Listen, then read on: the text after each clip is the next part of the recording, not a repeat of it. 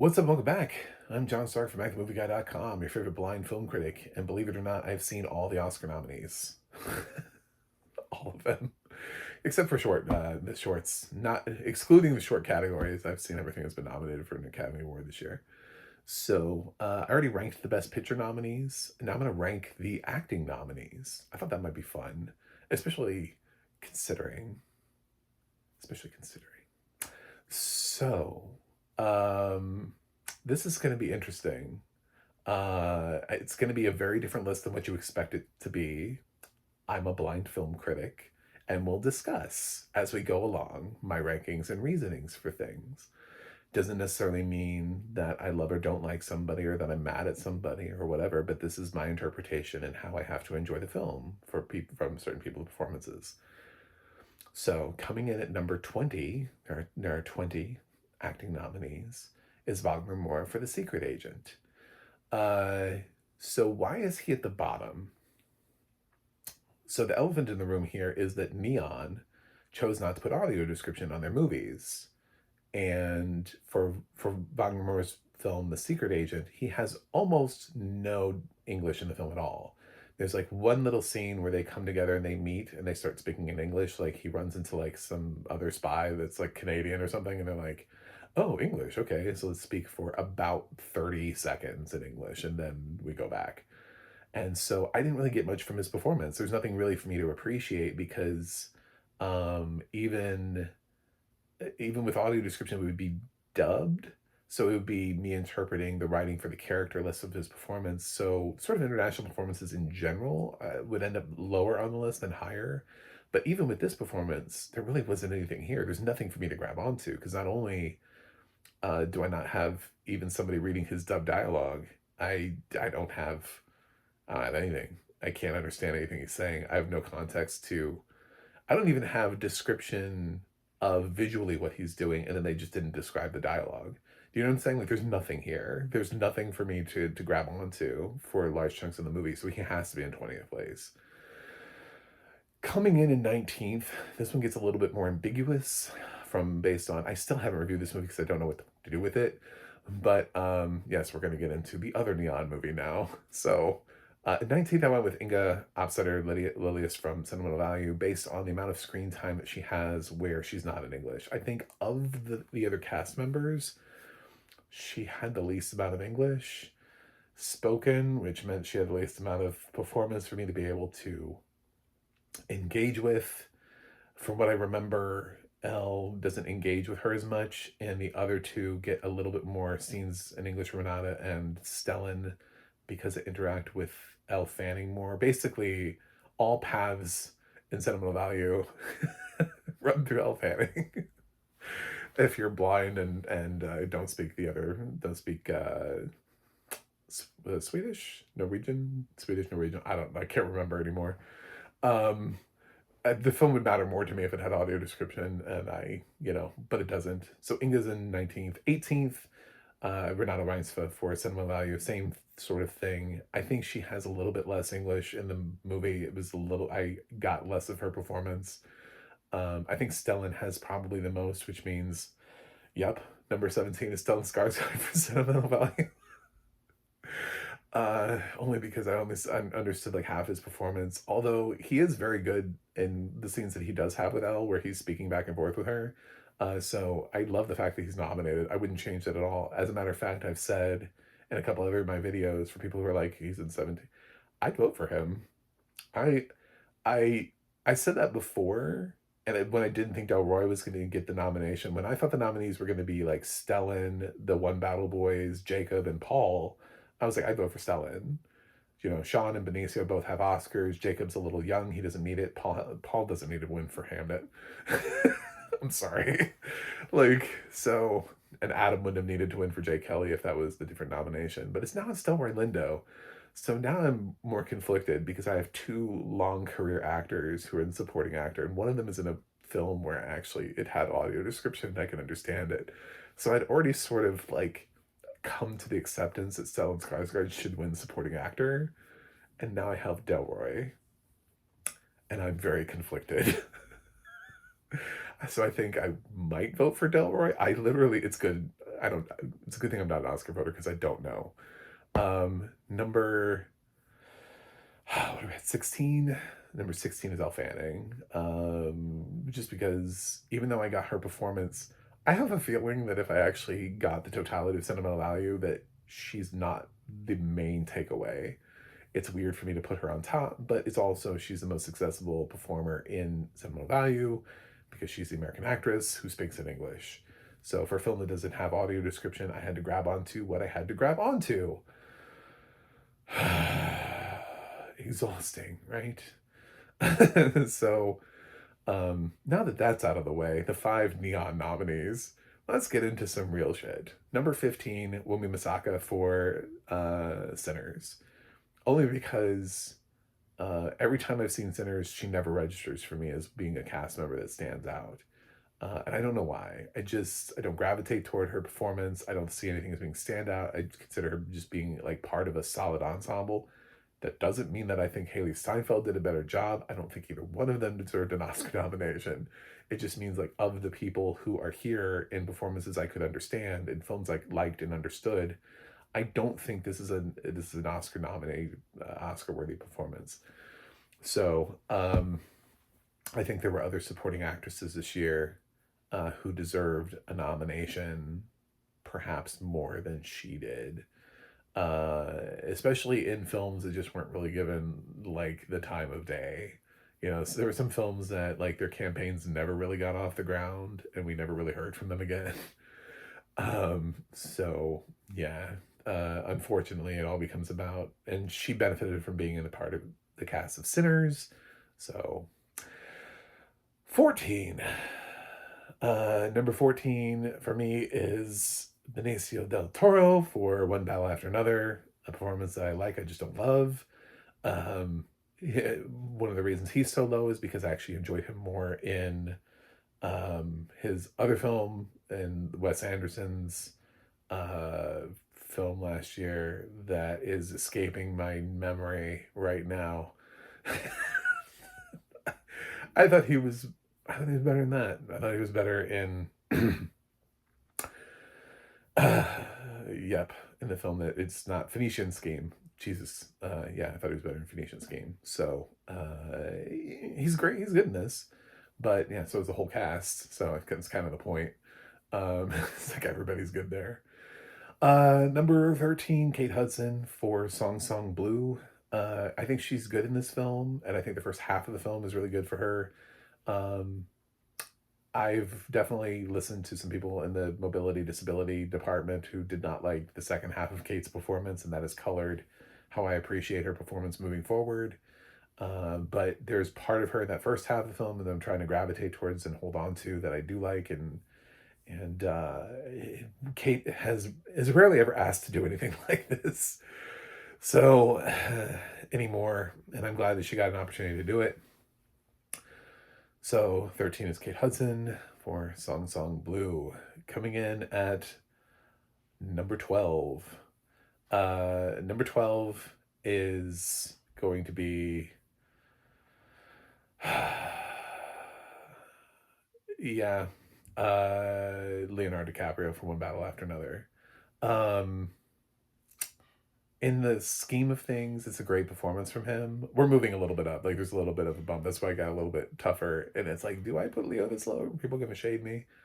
I don't care. That's my perspective. Yeah, Leo, I just love other performances of his more than this. I think it's a fun performance from him. But, like, it's a performance that I didn't need the nomination. I think he's been better in other things. There are other performances that it's like, if he does get a second Oscar nomination, a second win, like, honestly, he should have won before Revenant. Revenant should be his second win. We should have already given it to him before that. He has such an illustrious career early on. One Battle is just like one more great performance for him. So I didn't think he was the standout of this film. I didn't think he was the best performance in the film. And I don't think it's the best performance of his career, but I do really enjoy the film. I enjoy his performance in it. And I'm excited that he is here, that he's in the race, I guess, to some extent. I don't know. as excited as one can be for a performance, I'm kind of like, all right. um, Next up on the list, number 11. Number 11 is. It's getting tougher and tougher. Tiana Taylor for One Battle After Another. It's a great performance. I just needed more of. This is a case where I thought it was a great performance, and the only thing that shortchanged her was time. It's a character you want to spend more time with, and you just don't get an opportunity to. So I would have loved to spend more time with Tiana Taylor in this film, um, than not. um, Number 10, Jacob Elordi for Frankenstein. I think he's got a great performance. He's got a great career ahead of him. I'm glad he got the nomination. He has a lot of emotive stuff to him that's really good. The modulation they do on his voice to make him sound big and scary. Um, yeah, it's all good stuff. It's a great performance from Jacob, and it's funny because so many people were like, no one's ever going to nominate the creature from Frankenstein, and he ended up being the only acting nomination from the movie. So when you go back and go watch a whole bunch of other people who do Oscars, including me, like everybody was like, nah, it's never going to happen. And it happened because he's actually that good in the film. So kudos to him on that. Number 9 is getting harder and harder. Emma Stone for Begonia. I loved her performance in this. I just don't think it is her best performance. I liked Begonia more than Poor Things, but I liked her in Poor Things more than I did in Begonia. I think she is excellent going toe to toe with Jesse Plemons. However, I think Jesse Plemons stole Begonia for me. So I would have gone more with that. Number 8, Michael B. Jordan for Sinners. I really love this performance. It's a twofer. He gets to play two different characters and show different sides. I'm so happy he got a nomination. I feel like he's been chasing it for a while now. Jordan always picks like the right roles to go for to try to get him in the Oscar race. And playing twins was the right role to do at the right time. What am I, number 7? Number 7, Delroy Lindo for Sinners. Another performance I'm really happy got in here. I'm really glad Delroy is now an Academy Award nominee. He's been a supporting actor, strong character actor, performer for so long. It should have happened for him for Da 5 Bloods, and a lot of times actors don't get a second chance to come back around and sweep into the Oscars. So glad he got the opportunity. Kudos. Mad love to everybody who brought him in on this race. Number 6, possibly the less popular opinion on this one is going to be Timothée Chalamet from Marty Supreme. I don't think it's my favorite performance of his. I actually liked him a little bit more in Complete Unknown. I actually liked him more in Beautiful Boy. I think that's a really underrated performance of his because people kind of write off the film, but I thought he was great in that. And that should have been his second Oscar nomination. We should be on his 4th Oscar nomination by now, for sure. So I get why he's winning for Marty Supreme.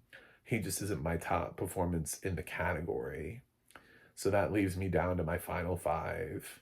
And if you've done the math, you know that I have 1 actor, 2 actresses, 1 supporting, and 1 supporting actress. So 1 supporting actor, 1 supporting actress left. So number 5 is Sean Penn for One Battle After Another, creating one of the weirdest iconic villains of the year. He is so intense in that movie. He does not need the Oscar just because I have him as my favorite performance. I would not give him a 3rd Oscar for One Battle After Another. It's just not going to happen. But as far as me personally liking his performance, I thought he was great. I thought he created the right villain. He knew what to do with it. He's kind of unlikable to begin with. So it's sort of like putting the right person in the right role.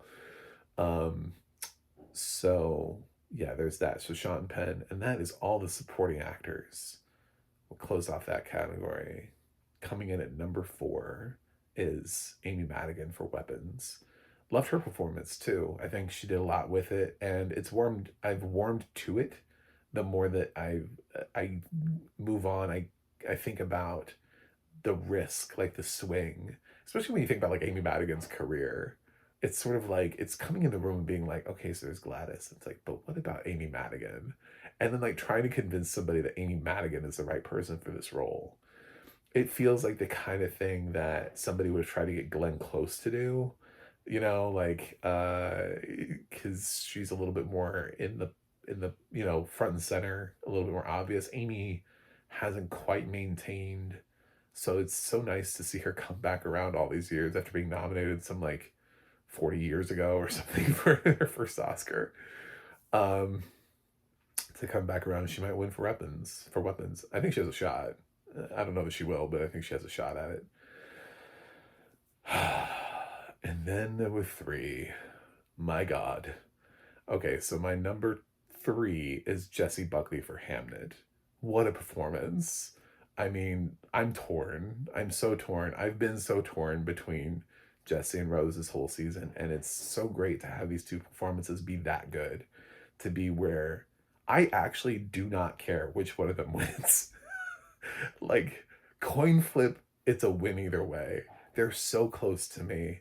They're like either one of them could win, and I would be like, my God, you know. I think Jessie is tremendous in this film. I prefer Rose a little bit more, uh, which is why my number two is Rose Byrne for If I Had Legs I'd Kick You. Um, I love this performance as well. I think it's the best thing she's ever done. I also think Hamlet's the best thing Jessie's ever done. And I I'm just so impressed. And then we have my number one, which is obviously Ethan Hawke for Blue Moon. I know, I don't give a shit what you think, what you have to say about it. I love this performance. Ethan is all over this movie. He's eating up every single scene. He's working his way through the dialogue. The whole film is him. And the film totally supports him. I forgot other people were in this movie. Like, I know people are like, Andrew Scott was really good in this. I was like, Andrew Scott was in this? I mean, he's just such a dominating presence in everything that he does. In all the scenes that he's in, he steals the show in every way that you could possibly define stealing the show. Um, I need to watch First Reformed again just to officially say I think this is my favorite Ethan Hawke performance of all time, but I think it is. But I did really love First Reformed, and I remember thinking, why is he not nominated for that? It's been a while since I've seen it. One of those two films is his best performance. Yeah, I'd give up everything else. He's better than he has a lot of films in his career where he's really good. Boyhood, Training Day. This is not his first Academy Award nomination, but yeah, what a film, what a performance. Anyway, that's my rankings. So thanks for watching. Thanks for subscribing. Let me know what you think. Go ahead and yell at me. But if you're going to yell at me because I put the neon people at the bottom, that's the difference in my perspective. If they had had an audio description, it might have made the list a little bit more interesting. So why don't you write a complaint to Neon? Let's complain to them. Anyway, thanks. I'll see you guys on the other side.